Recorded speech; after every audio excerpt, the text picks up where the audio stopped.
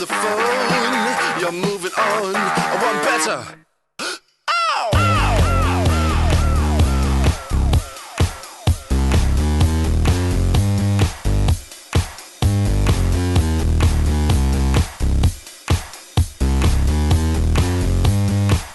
Christian Poutot, bonjour. Vous êtes Bonjour. le fondateur du GIGN que vous avez dirigé jusqu'en 82 pendant 8 ans. Puis vous avez été à la tête du GSPR, la cellule antiterroriste de l'Élysée. Ensuite préfet, hors cadre, jusqu'en 2009. Vous êtes également l'auteur d'un livre, La Petite Demoiselle et autres affaires d'État, publié en 2010. Je vais commencer par vous demander quels sont les souvenirs que vous gardez de ces années passées à la tête du GIGN. D'abord, le choix d'une mission qui était à l'époque un précurseur dans la manière de se battre contre une nouvelle forme de criminalité qui venait d'apparaître, et qui était en fait l'expression souvent de problèmes très géopolitiques, qui était la prise d'otages que moi j'ai qualifié, parce qu'il faut un langage d'ouverte, puisqu'on pouvait l'avoir par rapport aux prises d'otages comme certains de journalistes ou personnes qui sont prises en otage dans des pays un peu perdus actuellement. Cette prise d'otage ouverte ayant comme arme principale la publicité que l'on faisait autour de l'événement, et ça a débuté en 72 avec la prise d'otage de Munich et des Jeux Olympiques. Vous avez été finalement à l'échelle mondiale le premier groupe à intervenir comme ça et à être organisé de cette façon. Voilà, nous avons construit un nouveau mode opératoire. En 72, les Allemands ont subi un échec énorme dans l'intervention, puisque le but avait été d'intervenir. Il avait été choisi de ne pas laisser repartir le commando. Donc ça a été un échec parce qu'on a utilisé des gens qui n'étaient pas entraînés, qui ne connaissaient pas ce type d'intervention, et avec des schémas tactiques plutôt proches du commando que des unités spéciales comme elles le deviendront par la suite. Donc le GIGN en 1973, lorsque on m'a demandé de le mettre en place, on a essayé de construire, et j'ai construit avec mes hommes, un schéma opératoire qui soit de résoudre des problèmes un peu de temps de guerre en temps de paix, puisque l'ennemi en face, il se fait au milieu d'innocents, et la manière de les neutraliser n'est pas la même. Vous avez passé un peu plus de 8 ans à la tête du GIGN. Quelle est l'opération qui vous a le plus marqué ? C'est surtout, il y en a deux en fait. Il y a Djibouti qui a été la première opération dans le désert en tir simultané pour pouvoir éliminer les preneurs d'otages qui se trouvaient à l'intérieur du car. Il n'y avait pas d'autre moyen de faire autrement. Ils étaient beaucoup, ils étaient 8 en tout. Donc 3 au milieu des enfants à l'extérieur du car. Donc cette opération a été pour nous un choc psychologique important, parce que d'abord un enfant est décédé pendant l'opération parce que nous étions loin du bus, nous étions à près de 200 mètres, et le temps que le soutien tactique, puisque nous on n'était que 9, le temps que le soutien tactique vienne nous aider, il y a eu ce qu'on appelle un retour offensif, soutenu par l'armée somalienne à l'époque, qui était plutôt proche, qui était complètement sous la coupe de l'Union soviétique. Cette opération ayant été menée d'une manière complètement géopolitique pour que la France quitte Djibouti, le pays du pacte de Varsovie, en particulier l'Union soviétique, avait Aden. Donc pour boucher le détroit, il fallait avoir Aden et Djibouti.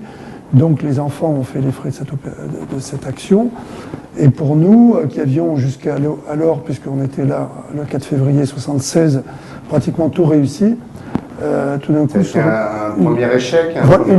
Pour tout le monde, paradoxalement, ça a été considéré comme un succès, puisque effectivement, personne ne se demandait comment on pouvait sortir les enfants de cette opération, dans laquelle ces preneurs d'otages les avaient mis, cette situation. Et nous, le fait de ne pas avoir réussi à 100% pour nous a été considéré comme un échec.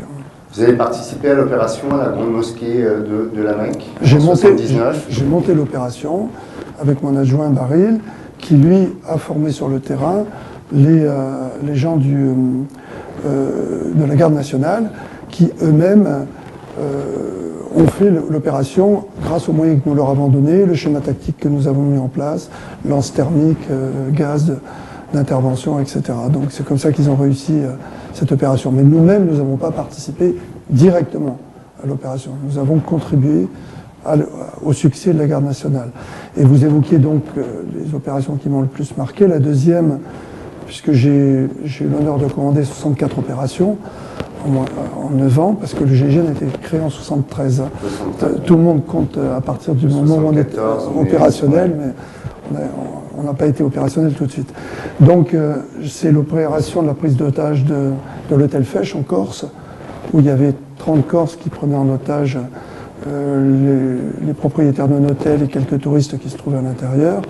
Et nous avons amené à l'époque Lorenzoni, qui était le chef de ce commando, à se rendre donc une reddition sans effusion de sang, alors qu'ils étaient armés jusqu'à... C'est d'ailleurs une marque de fabrique du GIGN, c'est-à-dire faire autant que faire se peut, qu'il n'y ait pas de tir ou qu'il n'y ait pas de coup de feu. Vous avez eu pas mal d'interventions à main nue, notamment. La violence du coup tiré, c'est le dernier recours. C'était un peu la politique de votre groupe. Voilà, le groupe n'est pas là, un peu comme l'exécuteur des hautes œuvres, dont on ne saurait trop quelle décision qui dépasse tout le monde. Le but est, dans un premier temps, amener à libérer tout le monde. C'est un paradoxe, parce que je considère que les gens qui ont fait la prise d'otage sont eux-mêmes prisonniers de ce qu'ils ont déclenché. Donc le but est de libérer tout le monde. Et quand vous avez réussi à libérer tout le monde, c'est vraiment le geste parfait. C'est-à-dire vous avez su convaincre, vous avez négocié. La négociation a été mise en place dès le début de la création du groupe, parce que c'est à travers le dialogue qu'on arrive à savoir pourquoi les autres en face vous opposent cette résistance et pourquoi ils font ce qu'ils font. En 1982, vous prenez la tête du GSPR, le groupe de sécurité du président de la République, qui est donc François Mitterrand. Quelle était votre mission à la tête du GSPR? Alors, en fait, le GSPR n'existait pas. Il a fallu créer, à l'instar du GIGN, une unité avec un concept complètement nouveau, puisque le président Giscard d'Estaing, pour des raisons qui lui étaient propres, n'avait pas souhaité être protégé. On était dans une période très troublée. Il ne faut pas oublier qu'Action Directe avait menacé directement un certain nombre de personnalités. Il y avait une menace réelle sur François Mitterrand à ce moment-là? En tant que chef d'État, oui. François Mitterrand est tutu personné, tout le monde s'en fichait, mais François Mitterrand, premier personnage de l'État, oui. Je crois que de toute façon, dans nos démocraties, où on a besoin, en particulier une démocratie où le président de la République est élu au suffrage universel, la vulnérabilité du chef de l'État, qu'elle soit à travers le verbe ou à travers, disons, une atteinte à sa vie, ou même un geste déplacé ou autre, n'est pas acceptable, parce que la démocratie, le suffrage universel, c'est une démocratie totale.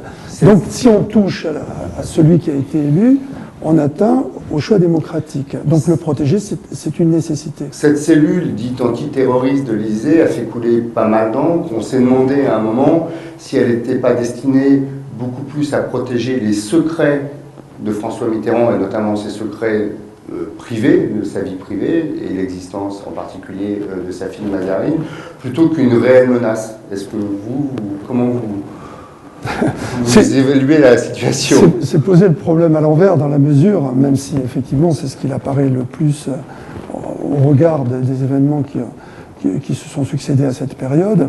Il faut savoir qu'au départ, je me suis mis en place pour le GSPR, donc que la protection du président de la République. Et je ne découvrirai l'existence de Mazarine que 2 mois après. Donc, quand vous fondez le GSPR, dans la mission, personne ne vous parle de Mazarine. Absolument, oui. Donc l'existence de Mazarine et la nécessité de la protéger, non pas parce que c'est la fille cachée, ce qui favoriserait plutôt tous les gens qui étaient plutôt contre la situation du président de la République, personnel du président de la République à l'époque, pour moi, ne compte pas. Qui vous met au courant de l'existence de Mazarine? Mitterrand lui-même? Non, Mitterrand, quand je lui demande qui je dois protéger, puisque il faut quand même comprendre qu'on ne crée pas, comme ont pu le croire certaines personnes, pour d'autres missions de ce genre, on ne crée pas du néant une unité de protection d'un chef d'État. La protection d'un chef d'État ou d'une personnalité, quelle qu'elle soit, c'est un ensemble de mesures autour de personnes préparées à cette mission.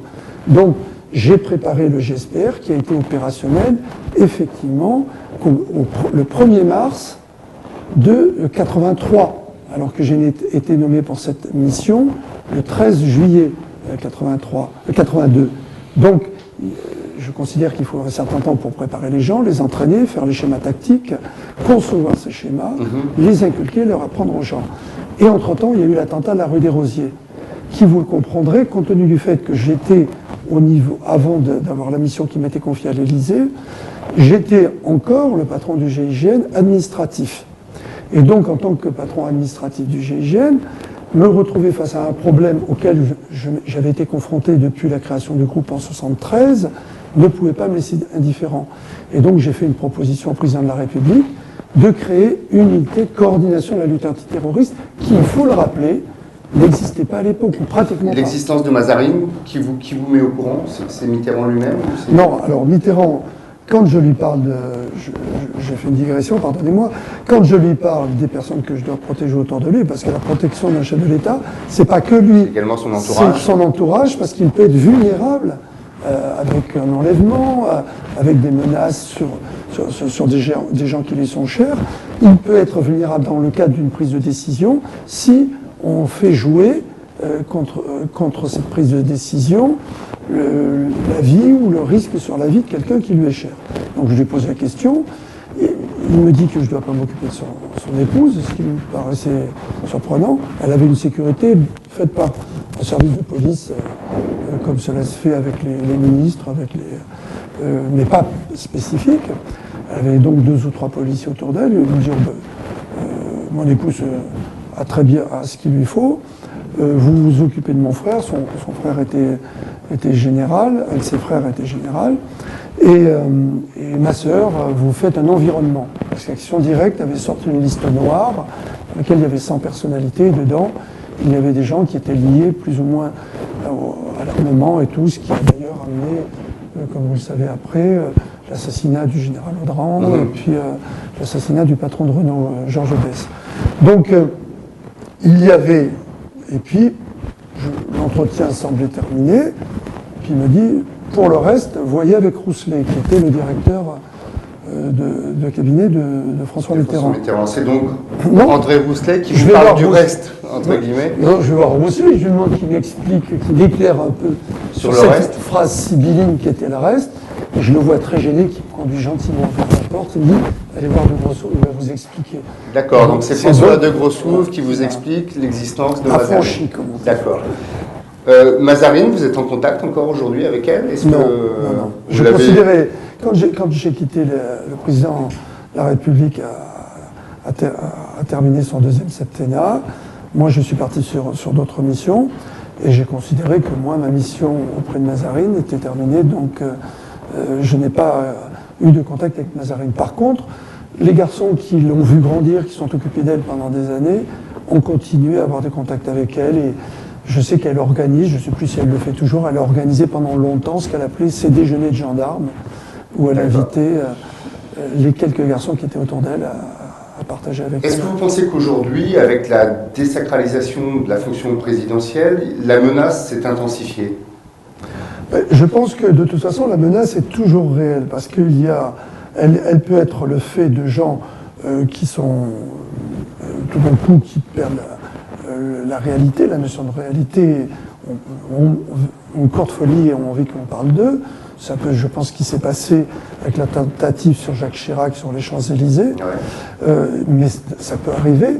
Et après, le problème, c'est que même si c'est de l'ordre d'une personne incontrôlable du fait de son psychisme, l'interprétation qui peut en être faite peut être ouvrir la porte à tout un tas de désordres. Bon.